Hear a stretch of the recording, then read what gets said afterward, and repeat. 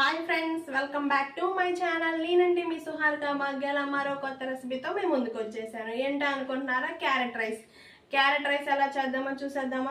Stove వెలిగించేసుకొని గిన్నె పెట్టేసుకున్న తర్వాత 1 టేబుల్ స్పూను జీలకర్ర వేసుకోండి, 1 టేబుల్ స్పూను ధనియాలు వేసేసుకోండి.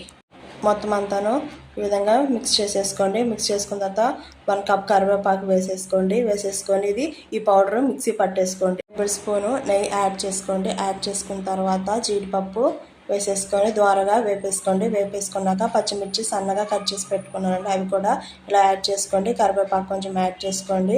1 స్పూన్ అల్లం వెల్లుల్లి పేస్ట్ కూడా పచ్చివాసన పోయే విధంగా వేపేసుకోండి.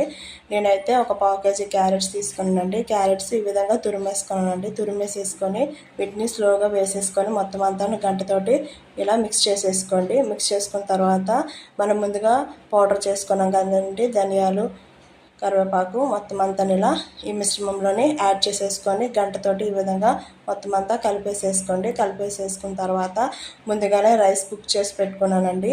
ఈ రైస్ కూడా కొంచెంగా వేసేసుకొని మొత్తం అంతా ఇలా మిక్స్ చేసుకోండి. 1 టేబుల్ స్పూన్ సాల్ట్ యాడ్ చేసుకోండి, 1 టేబుల్ స్పూన్ కారం కూడా యాడ్ చేసుకోండి, 1/2 table spoon garam masala powder add చేసుకొని మొత్తం అంతా ఇలా మిక్స్ చేసేసుకోండి. సన్నగా కట్ చేసి పెట్టుకున్న కొత్తిమీర కూడా ఈ విధంగా యాడ్ చేసేసుకోండి. క్యారెట్ కరివేపాకు రైస్ రెడీ అండి. ఇలా వేడివేడిగా చేసుకొని తినండి, చాలా టేస్టీగా ఉంటుంది. పిల్లలకి లంచ్ బాక్స్లో కూడా పెట్టచ్చు.